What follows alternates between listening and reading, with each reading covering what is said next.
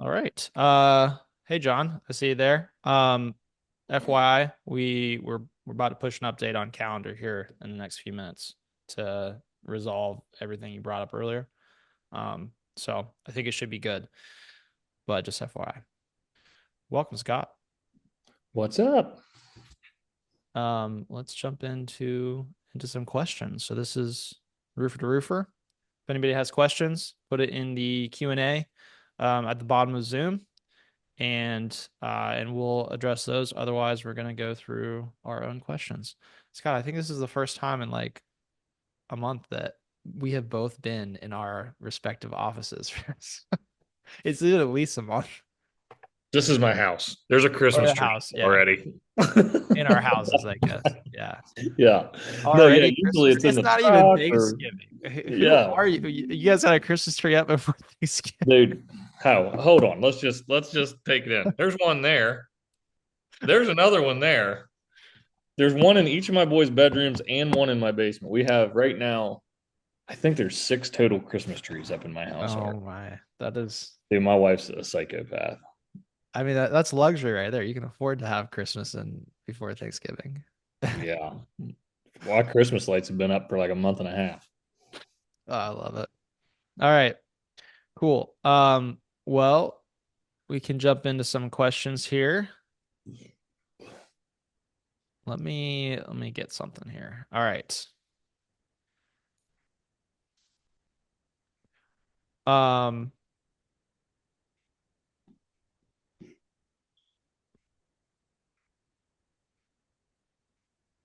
what should be in my roof repair service agreement for roof repairs? Probably Uh, caveat by saying this, we are not attorneys, but No, yeah, yeah. This is definitely not legal advice, but we just revamped ours uh oh, perfect. Monday. So we're trying really, really hard to start a true repair division. We tried it before, didn't have much success.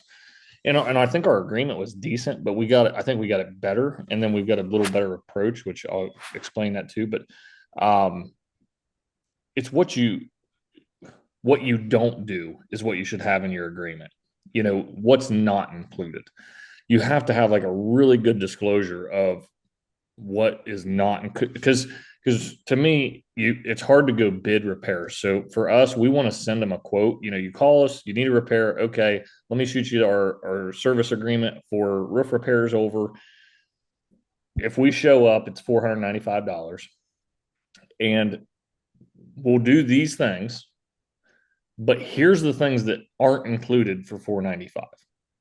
So for us, the first hour is included and anything we carry in the truck. And we have a list of things we carry in the truck, which is felt, additional boots, pipe collars. We always clean out the gutters, caulking, things like that. So like your basics, your bare bones stuff, we always keep that in the truck. Um, and then if we have to, it says in there, if we have to go get shingles, we charge $100 an hour plus material cost to go pick shingles up because obviously we had to come there, decipher the color, try to find something close to match. We got to run to the store, go source these, go find them, go buy them, bring them back. I mean, there's just, so the big thing I believe is what you're not going to do for that dollar amount needs to be in there. You Yeah. have to really, really be specific about what's not included. Um, but we actually, so something I think is interesting. I don't know if it's going to work. We have one solid in so far, but what we've done is I've got a VA from SMA and I've had him compiling lists. He got with Chris Durrell. Chris helped him use a tool called Smappin, which is a map, and you can basically uh, just categorize different potential buyers. So the first one we did was project or property manager companies. So property management companies in our service areas. We built this huge spreadsheet with all their names, emails, phone numbers that we could possibly find, and we started a campaign in ProLine. Um, we built a stage that's literally called Property Managers, and they have a drip campaign that goes out. And we have one uh, company that has 1,100 properties that has told us that they have 60 to 80 repairs on their book currently that they cannot find anyone to do.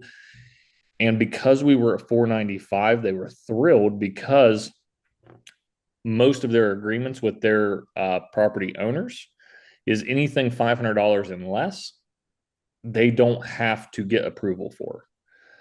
So we fell right in that sweet spot where we can go do these repairs for this property management company. And I mean, 60 to 80 is fantastic. That's a good 3 to 4 weeks worth of repair work for a tech. And at $500 a shot, if we can do 3 or 4 a day, we're making a really nice little bit of profit because it's very, very high margin, even at $500. Yeah. The key is you can't just do one a day. You got to pump out 3, 4, or 5 a day. And then you're at a really high margin. So we've got to, instead of just posting on Facebook that we offer repairs and just getting every Tom, Dick, and Harry hitting us up like, hey, I need a repair, and you tell us $500 or $495, and they say, oh, well, that's too much. That's too expensive. I'm like, yeah, you want a handyman to come out for $70 to smear some caulking or smear some Flex Seal on your roof, and that's just not what we're looking to do. We want to make a real repair that's going to last and put a warranty with it. And to do that, we have to charge $495. So I think this approach, finding people that truly understand the business, understand that repairs are not easy, and that smearing the crap on your roof is not going to fix the problem. And they're willing to pay that reasonable fee to have it truly repaired, I think is a better approach. And I think that we're going to see a real influx of leads come from this. And, if we can get in with just a few of these companies, I think I could look, but I think in just property managers, I think there was like 190 of them in our service areas that we have in our pipeline. If we can just get 5 of them, I mean, 5 good sized property management companies would keep one repair tech swamped. Yeah. So if we can get that deal done, yeah, it's going to be huge for us. Yeah. Yeah. Yeah, that makes sense. That's good advice. For those just joining us, it's Roofer to Roofer, and we're here just answering questions from the ProLine team, from ProLine users. So we have our own questions we're going through. We were just answering what should be in my repair agreement. But if you guys have questions that you want us to hit instead, please put those in the Q&A at the bottom of Zoom, and we'll address those instead. Otherwise, we're just going to keep going through our questions. All right. Next question here. Let's hit something maybe on the marketing side.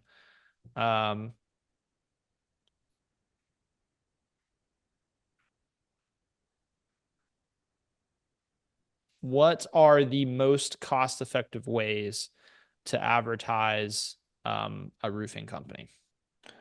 Well, I feel like I say this at least one time every time we do this. Something I'm working on today, but it's a fact. So we did something today. Back in the day, you could not do this on Facebook. You had to become an admin to do this, but now they're allowing you to do it as just a friend or a follower of a Facebook page. So I had everyone on my team, including wives, including whatever, spouses. You can go to, like, AJ, you could do it for me, even though it's not going to help me at all because you're in Atlanta. But you could go to Rainstoppers Roofing Facebook page, and you can go invite your entire friends list. 3 clicks, you can invite your entire friends list to come follow my roofing page. You used to not be able to do that. Now I don't know how long it's been since that changed. Remember, I was off social media for like 3 years. So yeah. I wasn't even once aware upon of a time ago, you couldn't do that. Yeah. I looked at just a couple hours before we logged in here, which meant it had only happened for a couple hours, and we had already gained 52 new followers. I suspect by this time tomorrow, we'll have gained at least a few hundred new followers. And these followers primarily are going to be people in our service areas.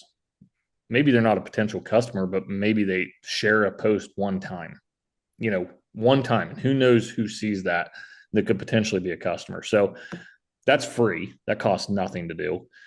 You don't even have to find your employees. Like I said, AJ, you could do that for me right now. I'm not asking you to because it's really not going to benefit me. But you know, I could call a friend and have a friend do that, and try to get some more followers. I always say LSA because it's an easy one. But the other thing I've been looking at and actually signed a contract on about 40 minutes ago was a trial run with Angie. I'm I'm kind of excited, to be honest with you, because everybody says it's dog shit, and that I don't think it is. I just think it's got to be used properly. Now, I used Angie Ads, not Angie Leads. Angie Leads, I do believe to be complete dog shit. For what I'm trying to do. Yeah. But Angie Ads, I think is it Ads? Is that right? Well, yeah, I think ads used to be Home Advisor. One of them No, used to other be Home way. Advisor. There's the other Other way. way. Okay. The Home Advisor one, Is the one's no bad. bueno. Yeah. The other one is a straight monthly fee, and I spent a lot of time with them. They showed me where the hot spots were at, where they had a ton of leads with very little competition for contractors, and we selected those as ones that we would pay, put in our profile. I'm excited. It's not real expensive if they pull through with what they said. They signed an agreement with me that for $1,000 a month, I would receive no less than, I'm trying to think. I think it was 15 leads for $1,000 a month. I would receive no less, and they signed that agreement. So we'll see. I'll pay $1,000 for 15 leads though. I mean, Make sure to connect it to ProLine for speed delete because we have that it, integration. it's literally the reason I'm doing it. Yeah. So everything I'm trying to do right now is the only way to beat the competition is to be better than them in the initial correspondence. Um, After that, it becomes a price game. But if I can get a lead from Angie and they just jump immediately into ProLine into a speed lead campaign. My speed lead campaign literally just sends you a booking link, like, hey, thanks for reaching out. Here's a link to book your appointment. And then if we're if it's during office hours, we're going to just pick the phone up and call them within a few minutes, probably anyway. But I mean, I think AJ, what is it, 3 seconds or 6 seconds delay or something like that? They're going to receive a opportunity to book their own appointment within just a few seconds. Yep. And you can have And that I link in there believe too, the with web that, form. yeah. Yeah. I also today set up on an automated response in Facebook Messenger for the same exact reason. So I took the web form, the ProLine calendar web form, I copied the link and I put it as an automated response to Facebook messages. So in Facebook, as soon as we get a message from somebody reaching out about anything, hey, thanks for reaching out. If you're interested in a free quote, click this link to book your appointment or call us at our phone number. So they get an immediate response, even though that's not a direct integration, but the integration from the calendar link is into ProLine. So we ran a couple of tests just to make sure it worked fine. It was flawless. So I'm really excited. I think those are the ways, because if somebody reaches out to you on Facebook and you don't respond right away, they're literally reaching out to 4 other people. Like that's just the way people buy today. But if I can send them a link immediately to just book their appointment, I think I've got the upper hand. So that's why we're trying Angie, is because we think with and the speed lead that we put alongside it, it could be successful. Yeah. Yeah. Yeah, that makes sense. Um, So John says in the chat, I have a feeling you're going to be disappointed with Angie Leads ads. They are pretty bad most of the time. Here's the thing though, like I've seen this so many times now is with ProLine users where everyone thinks they're terrible. Nobody in their market works with them.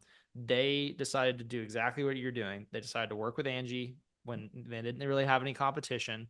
They connect it to ProLine Speed to Lead, and it actually works. And so what happened, I just remember this one conversation very clearly in my mind where they were like, "Yeah, we're thinking about canceling Angie. We're getting out of every 10 leads we get two of them that actually respond and to us and talk to us, and then eight don't respond." Um, and then I showed them the integration that we had, and they're like, "Well, we'll give this a shot." So they connected it to ProLine, put it in the speeds lead. I followed back up with them a month later, and they said it's completely flipped. We're now getting 8 out of 10 people responding with the ProLine speed to lead and booking appointments with us, and only 2 out of 10 that aren't. And it was just the difference in the speed to lead. That was the only thing that changed. And so I think part of the reason why people think it's so bad is because they have the person has no that's even more intense than someone on your website. They truly have zero context to you. So if you're not reaching out the moment that they are filling out that form, then it's not going to be effective. And I mean, there's definitely other good lead sources and that you can work with too. Just because you use Angie doesn't mean you can't also use directory or something else. Which we also have that directory integration I now, which set is it up great. already too. Yep. Yeah. So you can use both. So my thing is why say no to the leads as long as you're getting good ROI on it. We're And running with a test. We're yeah, running a 3-month test, and we're going to yeah, see how it goes. I mean, so just to elaborate on that, though, what John said, if he would have showed up to the mastermind group today, he would have got a real good education from Chad. Chad uses Angie up in Michigan and is absolutely killing it on it. So his only two lead sources are Angie and referral. That's wow, it. That's it. that's He's pretty spending two crazy. grand a month on Angie, and then he's got referral, and that's all he has for lead sources, and he's kicking ass. Like he's doing really well with it. Yeah, But he's in a market kind of like me. Detroit's not that far away, but markets it's are different. Each it's market is different. different. Yeah, He doesn't have a lot of competition in that market on Angie. So the reason I pulled the trigger, I actually went on as a customer and I put in my home address. I just acted like I was a customer. It brought up it was either 3 or 4 contractors that I could select to receive a quote from. I could receive them from all, whatever. Not one of them was within 2 hours of me. So what that told me was there's nobody in my market using it. And so I called and I verified that was the case. And the way it works with Angie ads is if there's no one in your market, it just keeps going out until it finds somebody. yeah. These guys are 2 hours away. I literally have never heard of them. I have lived here my entire life. I've been doing business here for 10 years. I've never heard of them. You know what I mean? Yeah. They're not taking leads down They're here. I not guarantee you they just turn the call down. Yeah. Why not? If I'm the only chances are if I was in that list of 3 or 4, I'm probably the only one going to write a quote. Yeah. So I thought let's for a grand a month. I mean, I spend on 70 some $100 a month on the freaking radio that don't generate hardly any leads. So if this, it's just more of a brand awareness thing. So I think with the brand awareness that I've always am running in all my local communities, if I can pop up on there when no one else has any brand recognition in the area, I think I've got a really, really good chance of securing that lead. We'll see. I mean, but I think John's right probably where he's at. Yeah. It I think it depends. just depends on where you're at. Also, I don't think John needs too many new leads with No, all this stuff going on in no. Florida. I feel like it's probably plenty of leads. Yeah, for Um, sure. Yeah, if I was killing it like John is, I wouldn't be signing up for Angie. John, I'm gonna hit your other question here in a second, but I just wanted to address the new people coming in. Thanks for joining us, guys. What's up, Dave? Got Dave Sullivan with us. So this is Roofer to Roofer, and so we're here to answer your questions. Please do put those in the Q&A at the bottom of Zoom. If we don't have any questions, then we'll hit our own questions. We got our own list as well, but we prefer to answer the questions of everyone that's joined us. So please do put that in the Q&A at the bottom of Zoom. All right, John asks, what are your thoughts on roof rejuvenations? It's a great question. Kind of follow on with our repair question Yeah. earlier. So I recently just reached out to Ty Meredith. He is the owner of MHI Roofing and also the co-owner of Ugly Roof. Ugly Roof is a roof rejuvenation company, and I never knew much about it. I always thought it was complete bullshit. The reason I thought it was bullshit is because there's a company called Roof Max, and I have done some investigating. I was actually signed up to be their contractor here, and I backed out because I got reading into it more, and I didn't like it.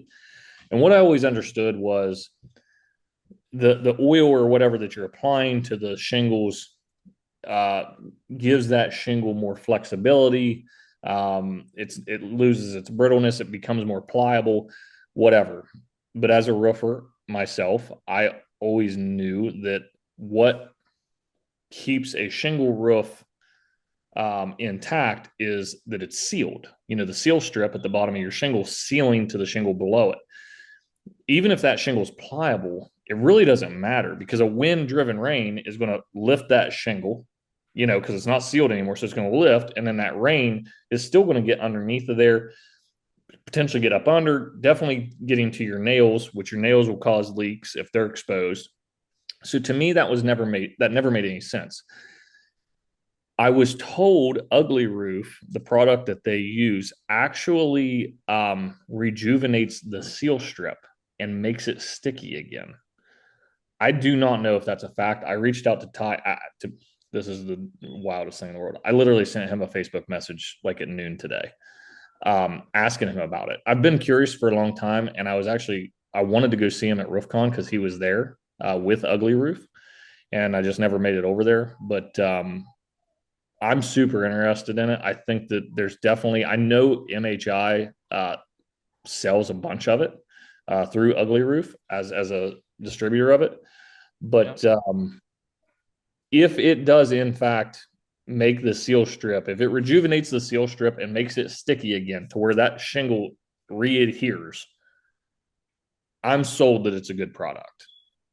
But if all it does is add pliability to that shingle, then no, it's not. It's all it's doing is not breaking when the wind folds it over, which it might as well because the wind driven rain is still going to make it leak. So I don't. That's the catch. If we can get to the bottom of it, if I can get a response from Ty, I will follow up because I'm highly interested myself. Yeah. Yeah, there seems to be a lot of different opinions about it. Yeah. There's also a lot of there's like a lot of different versions. Like not all roof rejuvenation products are created equal. So Right. I'm sure some Right. people are just throwing snake oil up there for sure. But It's got to rejuvenate that seal strip. Period. yeah, If it doesn't do that, it's no good. Like it might clean it, but hell, you can use freaking chlorine to clean a roof. You know what I mean? Like that's the key. If it does that, it would definitely get my stamp of approval. But if it doesn't do that, then it's a waste of time. yep. Yeah, that makes sense. So for those just joining us, this is Roofer to Roofer. Got myself, Scott on here, and so we're just answering y'all's questions. So if you have anything that you want us to address and answer from our two perspectives, Scott as a successful roofing business owner, and myself as a software roofing software developer and founder, then please hit us with those questions in the Q&A at the bottom of Zoom. If you got, I think we're out of questions right now from you guys, so we're gonna probably flip back to our questions. We have a list of questions as well from our team. So, but yeah, we'd love to answer more questions from you guys as well. So just put those in the Q&A at the bottom of Zoom, and we'll hit those next. All right. So let me grab a question here. Here's a good one. How how can I do door-to-door sales for my roofing business without being scammy or pushy or ruining my local brand? Say that again. So how can I do door-to-door sales for my roofing business without coming across as scammy or pushy or hurting my local brand in my community? So I don't have a ton of experience with it, but the only thing I've ever done when I did knock some doors was just to offer a free inspection and just ask for their basic information, and then I'd send them a report that if they felt that they would like to send that to their insurance company, I would provide them with a photo documented report and no strings attached, no fee, no nothing. I didn't even, we never did a contingency agreement. We literally had a ladder on the truck. We jump up there. We took a bunch of pictures, documented all the problems, made a company cam report, and emailed it over to them for them to do as they please. We did sell. When I say I don't have much experience, I mean it's very little. It was one day, and I got 4 leads off of it. We sold one of them. So Pretty good. with Was literally it no, around a job site?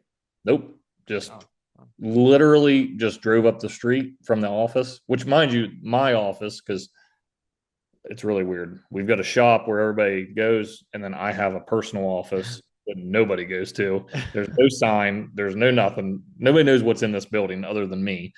And it was just up the street from the office. One of the guys said that you couldn't canvas leads, and I said, "Well, I bet I can." And in about an hour, we got 4 leads, or maybe it was 2 hours, and we sold one of those jobs. Now, mind you, it was like a month later we sold that job. But he took that document that we sent him, he sent it to his insurance agent and started the process, and you know we closed it. So yeah, but we just there's no strings attached. It's completely no strings attached. We're happy to just give you a free estimate. If nothing else, if they don't pull the trigger right now, they at least we left a business card, and hopefully they put it on the fridge, and maybe next year we'll hear from them. Because I actually the other 3 have not been replaced. I looked the other day because it's literally like the street up from my office, so I drive by it all the time. So I just drove down the other day. The other 3 have not been replaced yet. So who knows? We may still sell more of those. You know what I With mean? with that kind of ROI on it, have you not considered doing it again? Yeah, I got a bunch of lazy ass sales guys. So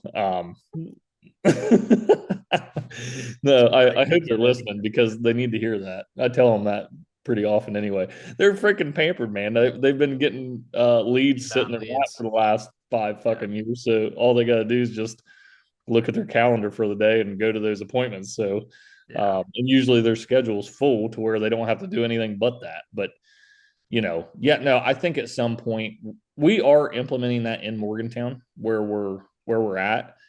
Um, but that's their thing. That's what they did before. That's what they do now.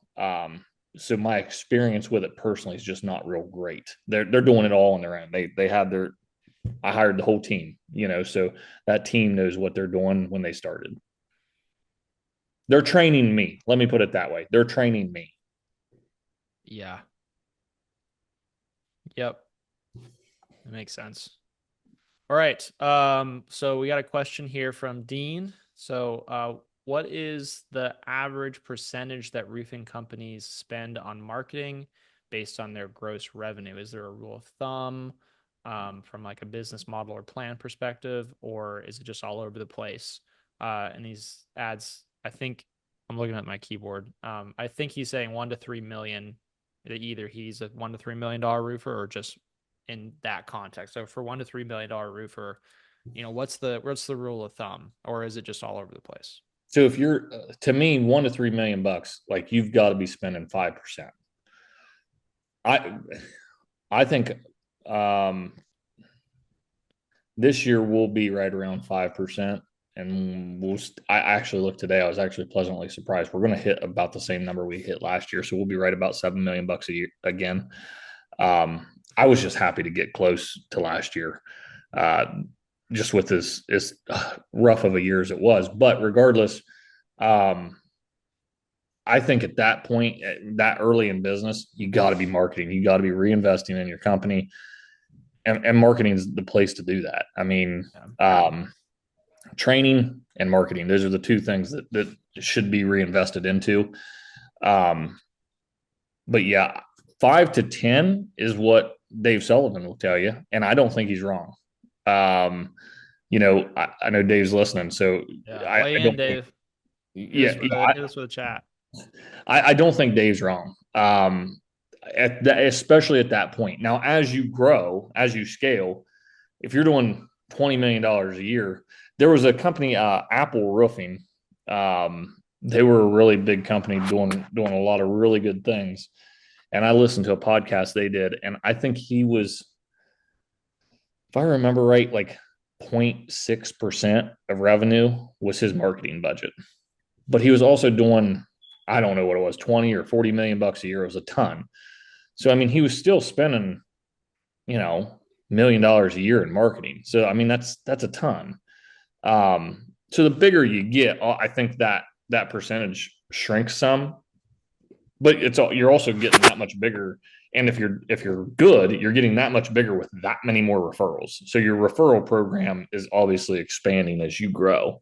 Um, so you can decrease some on your marketing spend. But yeah, Yeah. 1 to 3 million, minimum 5%. And I'd say, like I said, Dave's probably right, up to 10%. Yeah.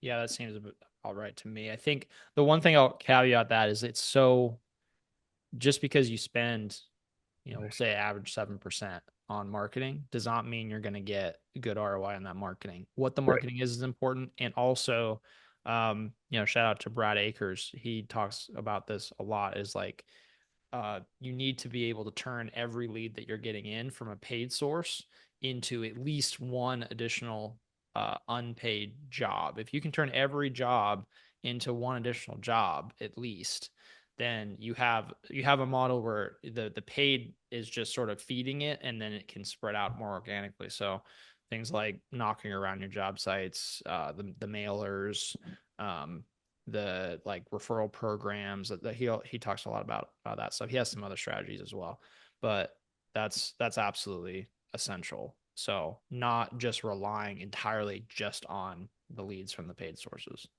but then also turn that into more.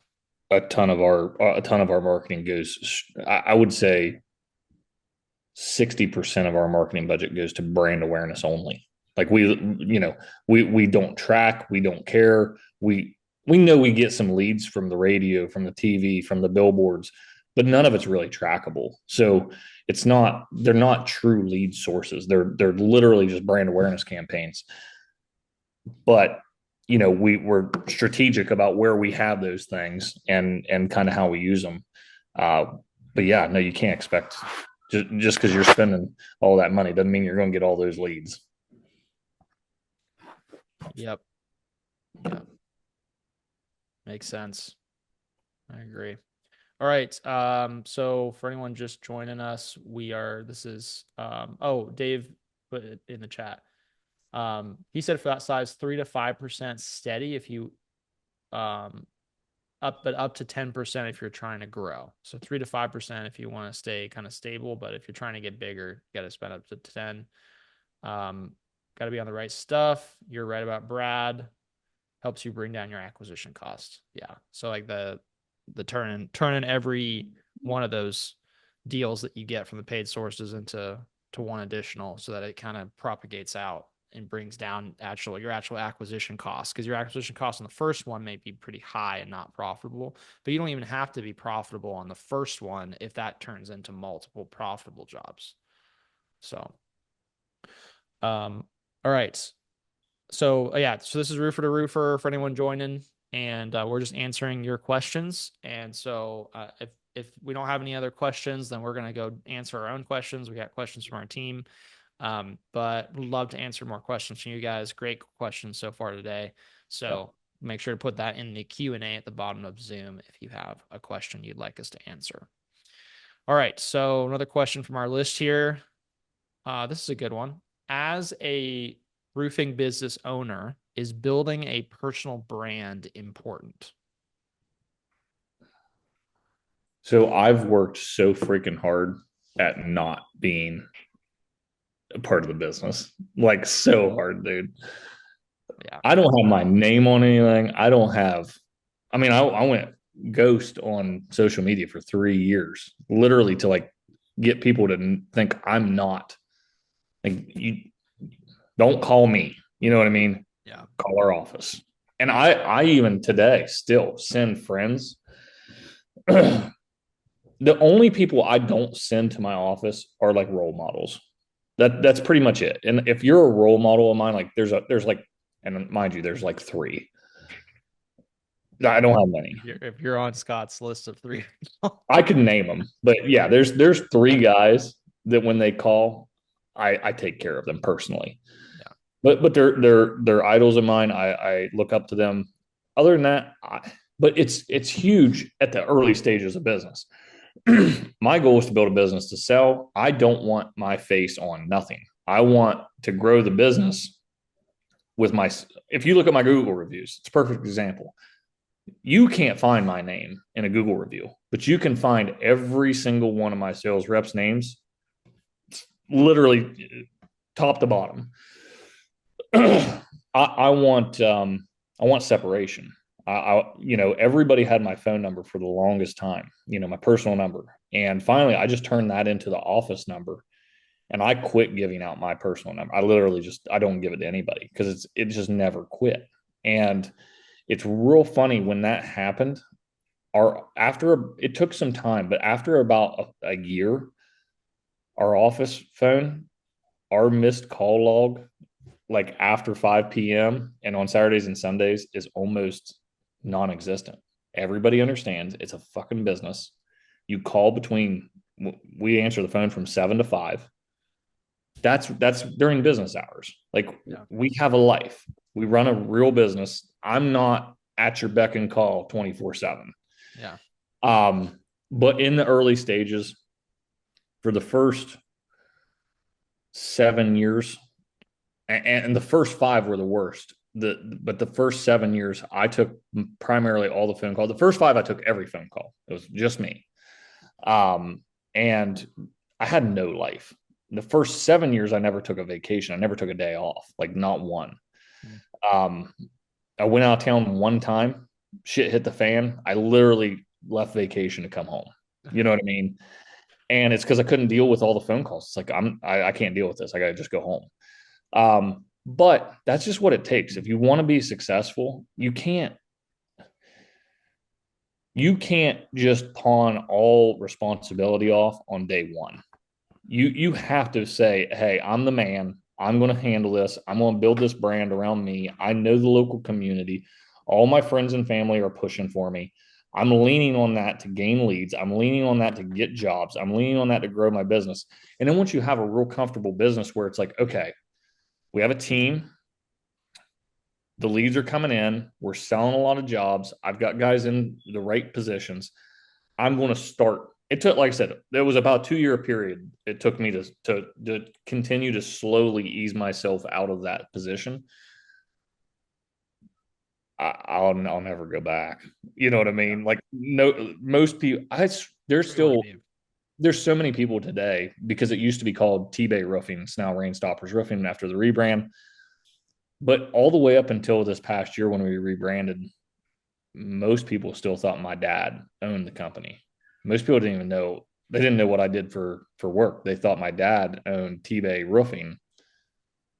And you just work for your dad. Still in the oil business or something. You know what I mean? Like, no. They didn't even think I did. Like, they thought still working in the oil field from when I was like 23 years old. Yeah. And I loved it. Like, perfect. Yeah. You don't have a clue that it's me. I'm tickled because now I know I can start slowly weaning myself out of this company and let my people kind of do their thing. And my people love it. They want that responsibility and they want paid for it. And I'm happy to pay them for it. Yeah. Yeah. So it's a double-sided question. Early on, you best believe you better be the brand. But at some point, if you want a life and you want to do this long term, you gotta work yourself out of that spot. Um, yeah, no, I totally agree with that as well. I think that's true for, a lot of businesses, but I think one thing to keep in mind is just you can be early on, you can be the brand without having your name be the brand. And so I think you'd agree with that there. It's if you're at the early stages and you're choosing a name, it is going to be better to go ahead and choose a name that is not your last name because you can still be the brand and get all the benefits of that. Your family's going to support you no matter what. Yep. Your friends and family and community are going to support you. And if you're putting your face out there associating with it, that's what's going to matter, not that your name is the name of the company's your last name. And then it just makes it easier later. You don't have to rebrand later. So I will say this, it's really, that's another one that's really weird. I agree 100%. Today, I agree 100%. But I truly believed, and I still do believe somewhat that. So the reason I started my company with my last name was because I always felt like, especially around where I live, people, you take pride if your name's on the line, right? Like so, and I think customers feel that. I think they feel like, hey, he's willing to put his name on the line to do business. Yeah. Um, but man, it's not worth it. Like, don't name your company after yourself. Name it, find a good name. Like, I feel like we finally found a good name, a good brand to build on. And if I would have started it, Rainstoppers Roofing 10 years ago, who knows where we'd be today? Because I know it'd be bigger than it is right now. Um, but yeah, it's tough to not name it after yourself because you want to be proud of that. You want to take advantage of your local network because of that. But you're right. You can take advantage of that local network without that. Yeah. Yep. All right, moving on to another question here. If you guys got any questions for us, please put those in the Q&A at the bottom of Zoom. We'd love to answer your questions since you're here. Otherwise, we're just going to keep answering our own. Should have time for at least another couple questions. Oh, I have a good one here. I think John Starr is going to want to weigh in on this one. Should I pay to have, as a roofing business, should I pay to have my own mobile app for my customers to use and, do referrals through and see the updates on their job and all that? Should I have a mobile app that my customers can download? Does John have that? Because Well, John has some opinions on this. Well, I let think it's me see. stupid. Let I me think see, it's John. stupid. John has a different question, so we'll answer that one in a second. But so you think it's not good. John says no exclamation point. Okay, People do all right. not Well, at want least we're on another the same page because I was people really going don't to want drag him another through the app on mud their if he phone. did. So the problem is Dave for says me, no too. yeah, here's the thing: you're going to spend a ton of money on it for one. I looked, and AJ, you know the background, but I looked at HubSpot. I looked at doing all these integrations to go like to this crazy tech world of roofing. And one of the things I looked at was the Arrivy app. And I know a lot of guys use it, and I think that there's some guys that have some success with it. But I think it's a complete waste of time, energy, money, everything. Because On the here's the actual customer person, yeah, customer's ending. how Yeah. many people? Most of these jobs are one day. So I looked, and I can't remember the exact number, but like 98% of our jobs are 2 days or less. Like 70 some percent were one day. So it's a very short window of work time. So this project's a really quick in and out type job. How many people are going to download an app and follow this app over a 1 day deal? Like, do they really give a shit? All you gotta do is tell them you're going to be there at 7:30 in the morning. Like, hey, we're coming out Tuesday at 7:30. We'll be done by 5. Click, done. Like it's over. Like nobody needs a mobile app for that short of a process. The sales process or the production process is so quick. That I think it's absolutely unnecessary. And if your house isn't in order enough to track that and kind of keep it, you know, managed well, you got house issues, not tech issues. Yeah. And tech's not going to fix that. So yeah, for me, not a freaking chance, dude. Like such a waste of time, money, energy, the whole deal. Yeah. Dave says, shiny object, keep your eye on the ball. Yeah. Yeah. The um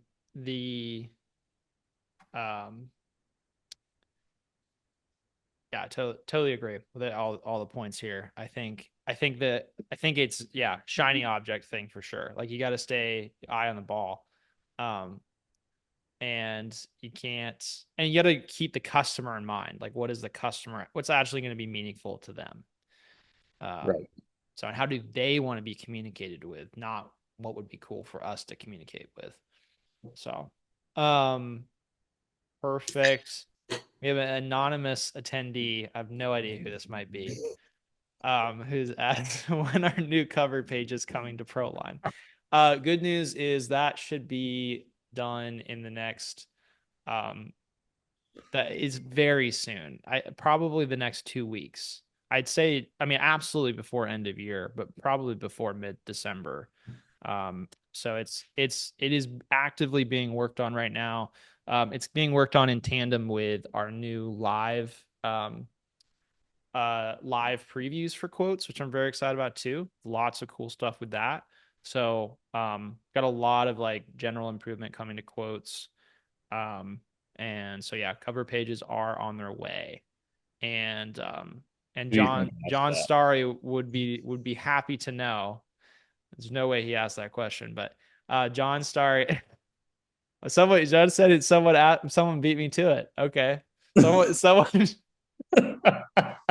threw John underneath the bus.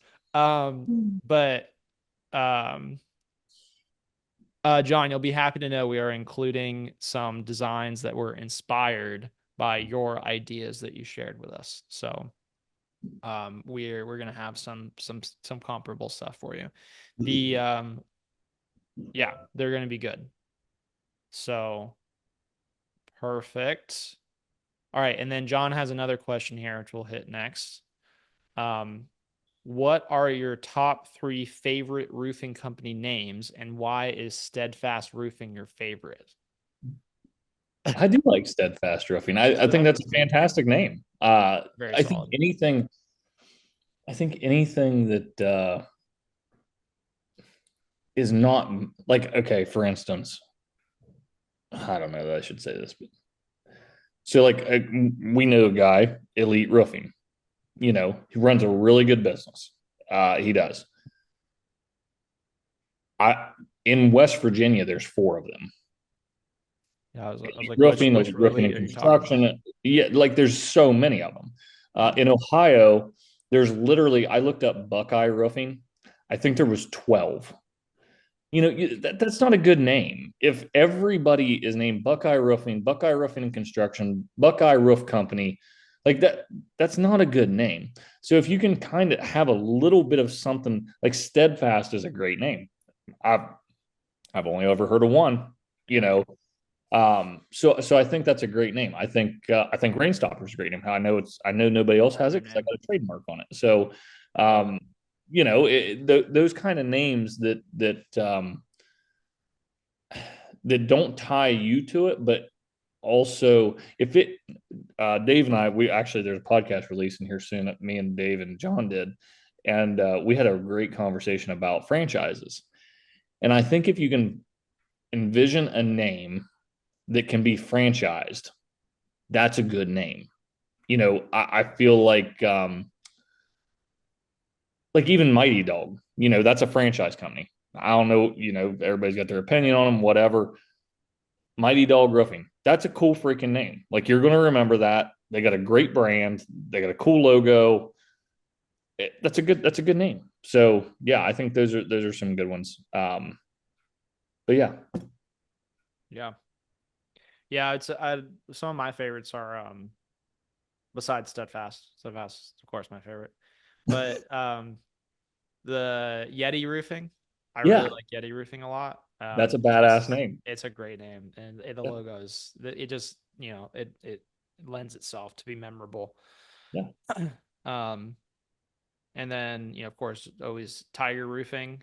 I like that guy's name. Um, oh, Dave said Scott and John's latest podcast on the Roofer Show drops tomorrow.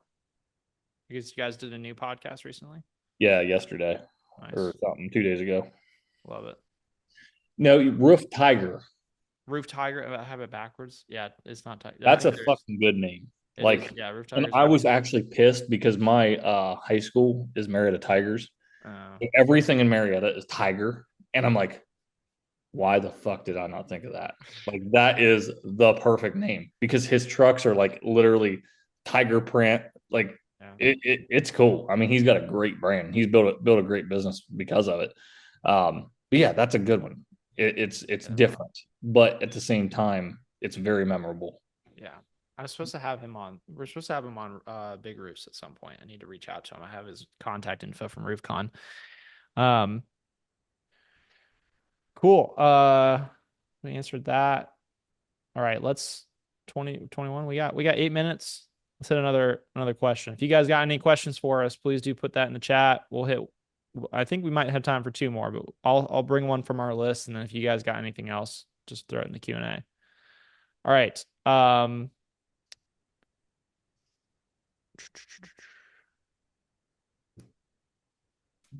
What we kind of already I have a question here. Should I use Angie leads / ads? I think we already hit that one. Um, should do you, Scott, use subs for your business? And should I? Should I use subs / should I hire my own in-house crews? That's a good question. Uh, I had a really, really long, meaningful conversation yesterday with a business owner about just this. You and I were talking about earlier, and Mm, yeah, I here's the thing. Yes, that if especially if uh, you're early on, it's absolutely the easiest, most efficient way to run your company because it's hard to it's super hard. I had 16 in-house employees at one time, labor crews. When I was running the crews, I'd have we had two crews of 8 essentially is what we would do, and you know it was good because I would bounce back and forth between jobs. I'd keep production moving. I would keep things rolling. But I didn't know how to run a business. I didn't know how to hire someone to manage those guys. I didn't know, there's so many things I didn't know. With subs, you technically don't even need to know. Um,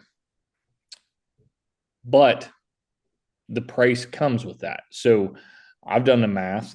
If I did in-house labor and I had a good production manager or good superintendent that ran my job sites, I could get my cost of an entry level roof system down to about $60 a square.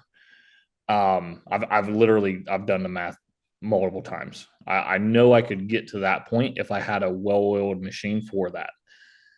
I pay about $100 a square for subs, so significantly higher for my cost in my bid. But dude, if I have a callback, my subs go take care of it. So I don't have that lost time. So there's no that burden that comes with doing roofs. For instance, we had one earlier this year as a commercial job, and a storm, like not a rain, a freaking storm come out of nowhere, peeled the rubber up while they were putting it down, rained inside of this commercial building, got a bunch of really, really high level documents wet. So they had to freeze dry these documents, and it cost $90,000 on a $70,000 project.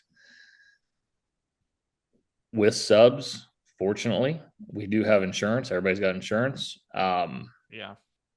I'm not eating that cost. So there are times where the subcontracting thing comes in handy, but the amount of money that I spend and the difference, at some point, if I continue in business long enough, I will go back to some in-house crews. With here's the thing though, with repair business, it has to be in-house. There's not hardly any subs that want to screw with it.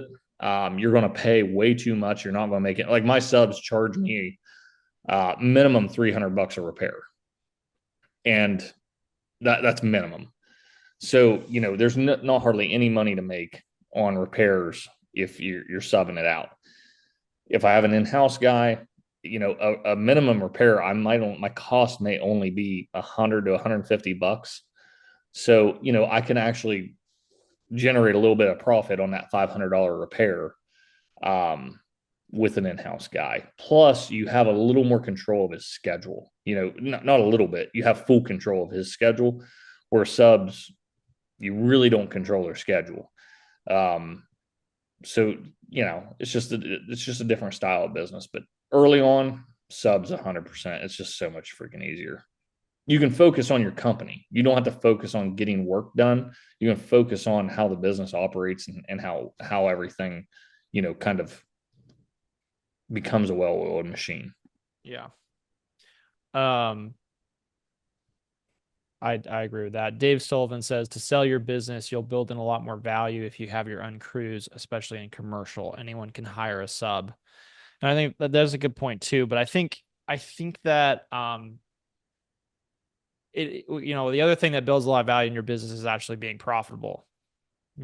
So it's like I think you have to be at a certain scale. This is to me, this is one of the best because I'm a little skeptical of like PE funds and roll ups. I get that that's happening, but I'm skeptical that they're going to be able to do it the same way they've done it in other industries because roofing is such a large ticket one off.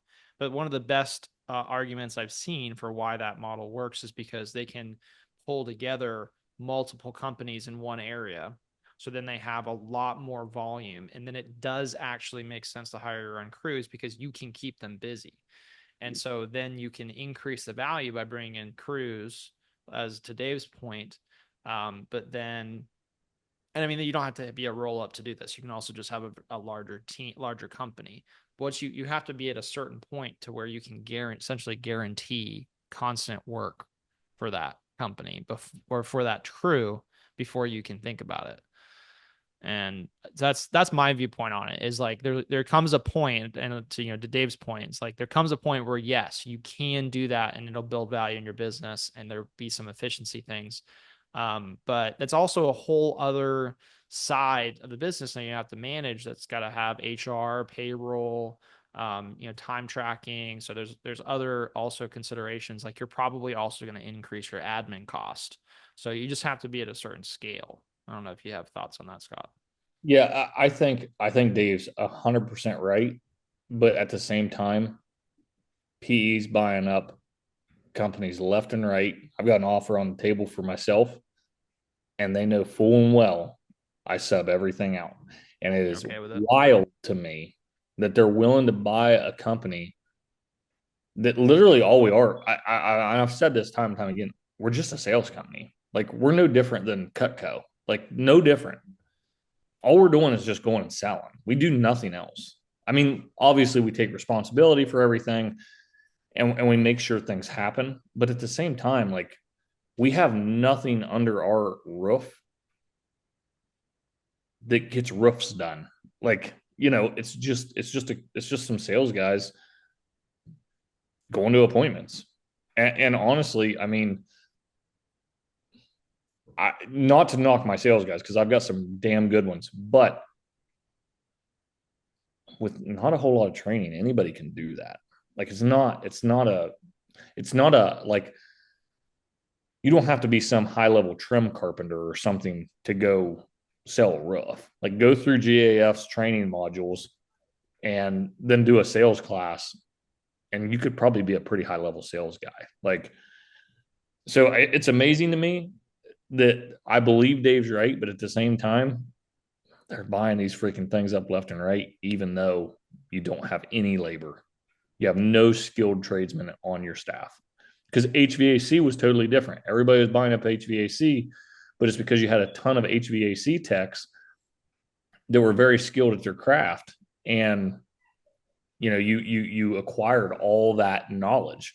Today, they're not really acquiring a whole hell of a lot of knowledge. You're just acquiring a bunch of salespeople.